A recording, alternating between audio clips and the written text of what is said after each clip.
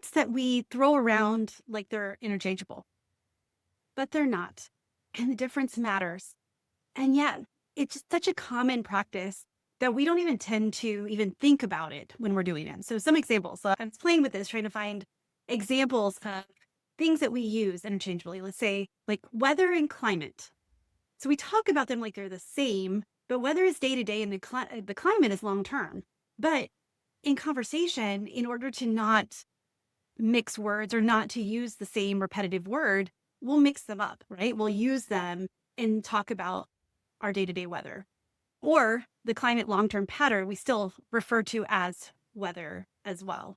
Another one is like listening and hearing. So hearing is more passive and listening is intentional. You have to intentionally listen to someone, but you can hear all of the things. You hear the birds, you hear the cars passing, but listening is an intentional step, intentional action. And so though we use them, I hear you, but am I listening to you? Question we should ask our teenagers. And then there's motion versus progress. Just because you're busy doesn't mean you're moving forward. And so motion is just the action of being in motion. And in physics right now, we're talking about motion and how everything is moving. And it's interesting because there's some philosophers who believe nothing is moving. And so we debate that as well. But motion versus progress. We talk about in business that we're in motion. Our project is in motion, but are we making progress to it? Another one is wisdom and knowledge, which my small group a few weeks ago, we had one question asked. Is wisdom and knowledge the same thing? And we talked about that. We had a debate about it for over an hour, just talking about the differences and what we thought. So knowledge is knowing facts. Wisdom is in the application, applying them well, intentionally, applying them with purpose. And then another one that's common is price versus value. Price is what you pay, value is what you get. So with the value of something and the price of something may not line up. But again, in conversation, we talk about those concepts interchangeably. We do the same thing in leadership when we blur the concepts of self-awareness and emotional intelligence. They're not the same, but confusing them can cost you influence, trust, and presence. And so in this episode, I want to show you the difference between self-awareness and emotional intelligence, SA and EI, and why we need both as leaders and how the strongest leaders turn awareness into influence. Welcome to a Leader's Purpose podcast. I was about to say the full way to joy, but it's been several months now that it's been a Leader's Purpose, and I am so thankful that you're here. And if you are a leader and you're working on this little thing called self-awareness or emotional intelligence, if you want to step into your foundational leadership and you want to be the leader that you were called to be, you are in the right place, because here on this podcast, this is my goal and my mission, my movement to help you be the best leader you can be, the one that you're wired to be, and to shine your light so others have the ability to shine theirs. As a leader, it's not about knowing more or doing more. It's about leading and growing and developing ourselves and others to become their best self as well. And so all of these different terms, weather, climate, hearing, listening, motion, progress, self-awareness, and emotional intelligence, the words are close, but the difference changes everything. Self-awareness and emotional intelligence are like that too. So leaders use them like synonyms, but they're not. And there's a gap between them it's a gap between fragile leadership and sustainable leadership. There's a gap between having confidence as a leader and knowing your foundation and being able to have confidence in your decision making and be able to push forward, and understanding that just because we know what to do doesn't mean that it is coming through. And so I wanted to talk about just a little story about when I was in the military and paint the picture for you. I was only in the military for I think it was 2 years. So I was still young 20s, just out of college, still learning the ropes. And though I had a small team, there was an outage. There was a comm outage. And if you can imagine, when you're on a military base, when you have airplanes in the air communication is actually really important. Your business communication is really important. If you couldn't email, if you couldn't make phone calls, if you couldn't get important messages to the leaders, to your team, to your people, you can tell that there's pressure there. And here I am. I have to go into, and I was a lieutenant, going in and walking into a room with a bunch of colonels and generals and letting them know that we didn't know where the outage was. We were researching it. We don't know the source. We could fix the symptoms. We got part of it online, but we didn't know if it was going to fall offline again. And I've got phone calls, and my boss is putting pressure on me to fix it. And I had to go and give them a briefing, give them here's where we are, here's what we know, here's what we don't know, here's what's affected, here's what's not affected, give them the state of the union, basically. And it wasn't a good one. It was not one that really, no one wanted to hear this, especially since we didn't even know the reason behind it. And so this is where I knew my triggers. At this point, I was still very much in my people pleasing. I did not want to disappoint people. I was still nervous about the job. I was still not only learning leadership, and I was learning my job as well. And I knew what I knew, and I had grown in my understanding, and I had some knowledge. I had some authority. But here I am going into a room of people with a lot more knowledge and a lot more authority. Now, I say knowledge because they don't have the knowledge specifically on the things that I did. And I don't have the knowledge on specifically what they do. And so we had to come up with those, we had to talk in a common language. And so self-awareness in the moment was knowing, okay, like they're going to start attacking me personally. And I know that I tend to, at that time, to retreat when that happens. But I knew that emotional intelligence in me told me that I needed to respond with a quiet strength. I needed to have the data and not react to what they were saying, but really give them I hear you, I know you're frustrated, and here's what we know, and here's what we are doing to fix it. And so that moment showed me that self-awareness wasn't enough. Knowing myself wasn't enough. It was the emotional intelligence, that was the application that changed the outcome. I needed the data. This is how I wanted to compose myself. This is what I would say. This is what I wouldn't say. I would not, I wasn't going to promise anything that I knew I couldn't deliver on. But this is the difference between knowing the triggers and being able to respond and regulate and listen and be in the moment and understand that confidence.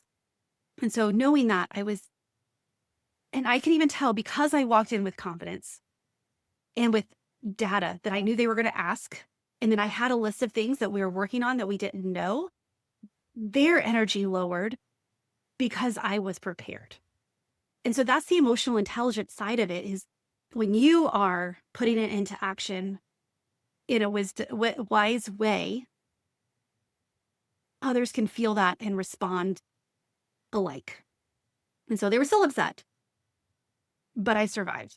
I didn't lose my job, didn't lose my head, and I was able to we even had some laughs in that conversation. And I left with, I will continue to give you updates. And so let's talk about what self-awareness and emotional intelligence actually are, so that way you can see how we need both. And so the self-awareness is actually knowing your strengths, your blind spots, and your triggers. Like, it's the foundation. Without it, you're leading blind. You're throwing spaghetti at the wall. You are not seeing yourself with strategic clarity. You don't have a foundation to build off of, and you're just winging it. The self-awareness is to understand what your strengths are. How do you show up? What knowledge do you have? What can you depend on from within? It's understanding your blind spots too. The things that you don't know what you don't know. When you understand your blind spots, it helps you bring those to light. And then just the triggers of, what are my natural tendencies? What do I tend to do in this situation? And what do I want to do? How do I want to make that shift? And so the self-awareness is the foundation of understanding yourself. That calm inner reserve, knowing that you have built this inner knowing that you're going to get through it, that you understand how you want to respond instead of react. And that as things come at you, you can take a deep breath because you have an evidence bank that you can pull from. And so our emotional intelligence is the application of the foundation. So it's applying self-awareness to regulate, communicate, empathize, and connect. Understanding that the person in front of you is also coming to you emotionally triggered. Chances are they do not know their foundation. They do not understand what's actually triggering them. And they may be more vocal about it. So the emotional intelligence is understanding that and finding ways to connect. So it matters because without it, awareness turns into self-absorption. It's when we become the ultimate like guru or the ultimate, like this is, and you know how I hate my truth, but this is what it becomes is my truth, which is not truth is truth. Whether you believe it, they believe it, it's factual and everyone's able to see it. Everyone's able to build on it. Everyone's able to validate it. There we go. That's the word I was looking for. So the application, if you don't apply the emotional intelligence, that's the outward, that's the influence, that's the how you use your self-awareness to influence others. And so it matters because if we are so self-aware and yet we don't have emotional intelligence to know when to turn it on and off, when to say what. Like I could come in with my strengths and with my knowledge, but if I don't have compassion for the mission in front of me, if I don't have compassion for the workers in front of me, my team in front of me, if I don't take what they're going through into consideration, then you can be seen as arrogant, self-absorbed, high and mighty, unapproachable. And so this, when you are trying to embody your aligned leadership, having a balance of self-awareness, and we do have to work at this understanding and then the application of the E&I that helps us make our leadership more aligned. It allows us our hearts to come through, our compassion to come through, our mission, our vision, our values to come through, instead of assuming that people could just read our mind, that we're self-aware and self-awareness alone is not enough. That's just the foundation. That's just the step one. Self-awareness, that's not where we want to stay. Like being self-aware is great, but for what purpose? What is it doing? Is it just to put up stronger boundaries and say no to more things?